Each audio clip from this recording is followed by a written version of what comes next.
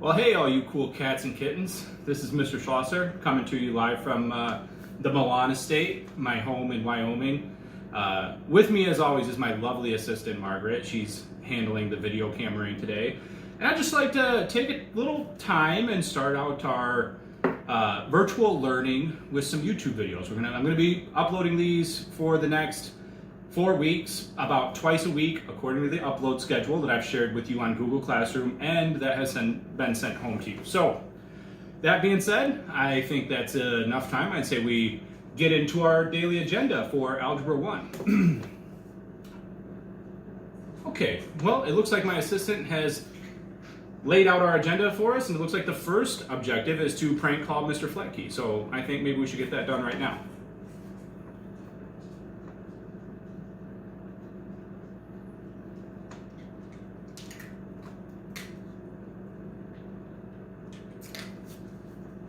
Mr. Fletke.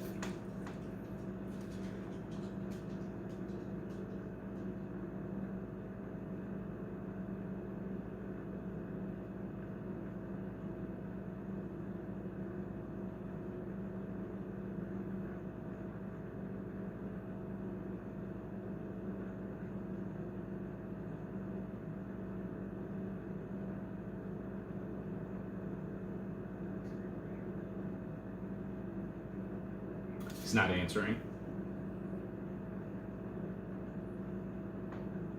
Hey Ryan, not trying to get you alarmed or anything, but I got an email from the principal, and yeah, I don't want to. I know you got a family, I know you got kids to feed and stuff, but they're gonna fire you, man. Like they're gonna let you go. So I don't know. Maybe start looking into other stuff. Maybe you could be a potential sponsor or model for Rogaine or some type of other hair supplement.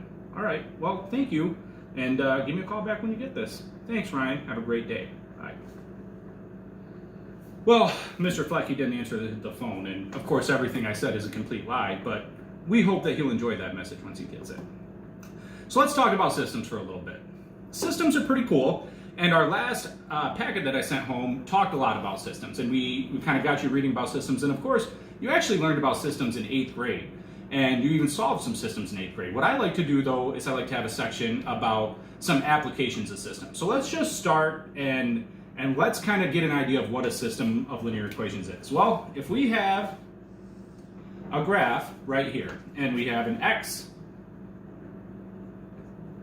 coordinate plane and a y-coordinate plane, then we can graph two lines with two variables. Stuff like this: y equals 2x plus 3, or y equals 1/3 x plus 4. And then we can put those on our graph. Now these are not to our graph, but when we graph these, what we see is that we get two lines on the same plane. That's a system, and we notate a system by a bracket, such as this. Now, for every system of linear equations, there's a specific spot called a solution. The solution is where the lines cross, like we learned about in the last take-home packet that I sent you. This is all well and good, and this is very important. But what I want to do today is I want to talk to you a little bit about some of the places that you can use systems in real life, because, as you guys know, fancy math stuff is cool, and I like to talk about fancy math stuff, but I also like to talk about how we can ever use these. So here's a few different ways that we could use systems in real life. And I'm just going to jot them down right here. We could use them with mixtures. Say if you were selling hot dogs and hamburgers, and you wanted to know that how many hot dogs and hamburgers you had to sell to make $100, and hot dogs were $1.50 and hamburgers were $3. We could use a system of equations to map out those variables and see the point at which we came to a variable that we desired. You could also use them in terms of money. So you could compare two different bank accounts with different interest rates over time and see which one had the biggest production. You could also use them in speed-time equations or distance equations, where you were tracking the distance or speed of two different objects. I'm going to give you one right now. We're going to make a very simple systems of equation with hair loss. we can track hair loss. We can say that one variable, we'll call the y variable, is equal to the amount of hair you have. So we'll call this amount of hair. And we have that on our up and down variable. And we're going to make this 0 hair. No hair. And we're going to make this, like, I don't know, Lindsay Lohan hair, or somebody who has a lot of hair. Lindsay Lohan. Then we can graph a line, and we can see that for the average man, I obviously am much more than the average man, but let's just take somebody like Mr. Flecky. Mr. Flecky starts out here with a nice, healthy head of hair. And over time, this x variable being our time variable, we see Mr. Flecky's hair, boy, this isn't good. You know, I'm guessing that by, we'll call this 2022, Mr. Flecky is going to have no hair. He started up here with a luscious head of hair, and pretty soon, he's not going to have any hair. Well, let's take Mr. Schlosser, for instance, who has a beautiful mane of blonde hair. I'm going to start at the same spot. We're both going to start with a bunch of hair. The difference is, my hair loss is going to be much, much slower. Cool. That looks great. What I can see here is that at one point in time, Mr. Flecky and I's graphs would have crossed. That point would be the time where we had the same amount of hair. But all this time period, you can see that I clearly have more hair than Mr. Flecky as time goes on. But if we were to reverse the graph, at one point we would both have the same amount of hair. We could do this with any number of variables. Anytime you have linear equations, you're going to have two variables. And if we can identify those variables and track them, we can give ourselves really good comparisons of two lines in a real-time environment. So this is a lot easier to look at and to say, oh, this is the graph of Mr. Schlosser and Mr. Flecky's hair. This is a lot easier to understand than if I were to just simply give you two linear equations. Graphs are always a great way to display information. Take, for instance, the coronavirus happening right now. You're seeing tons and tons and tons of graphs all over, if you read the news, and if you don't, that's good too. But every time you see a graph, we could approximate a line and compare them with a system of equations. System of equations are really, truly a great mathematical tool and something that I've used countless times. Here's another example of a way you could use a system of equations. Let's say, for example, you just bought your new house and you know that you're going to have to hire a plumber. Something happened to the toilet, it's not good.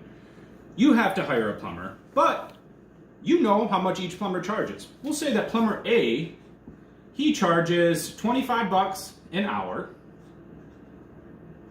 and he charges $50 to show up. And plumber B, he charges $30 an hour, but he only charges $25 to show up. Well, I can take this, and I'm not going to get really fancy and, graphing all this out, but I can show you what this would look like. We have two different plumbers, and we can assign them an equation. So for plumber A, we'll call him y equals 25x plus 50. Awesome. That's awesome. For plumber B, we will call him y equals 30x plus 25. So we can see we set up both real-life scenarios, a plumber who charges $25 an hour plus a $50 service fee, and a plumber that charges $30 an hour plus a $25 service fee. We set them both up as equations. Now, what we can do is we can simply graph those equations. Now, this is not to scale. I'm just drawing you a line. Let's say the first plumber's rate looks something like this.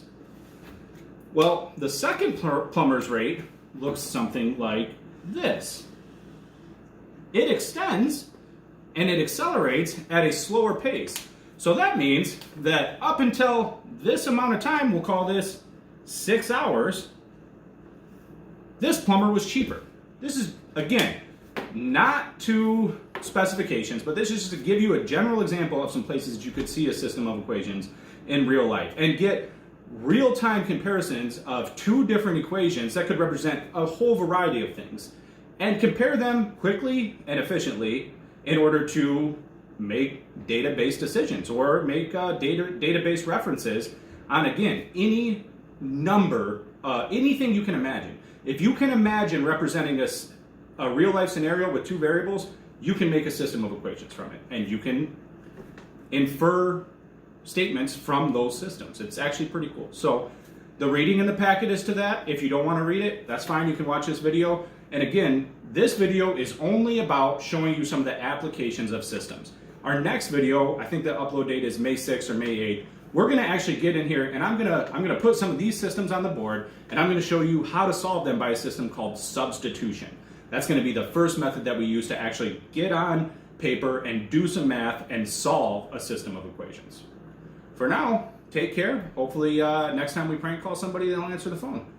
Have a good day, guys.